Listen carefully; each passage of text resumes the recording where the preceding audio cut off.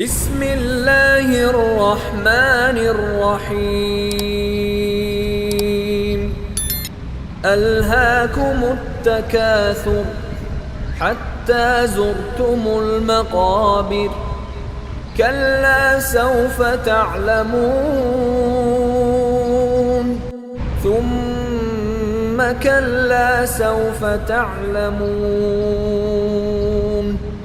كلا لو تعلمون علم اليقين لترون الجحيم ثم لترونها عين اليقين ثم لتسألن يومئذ عن النعيم.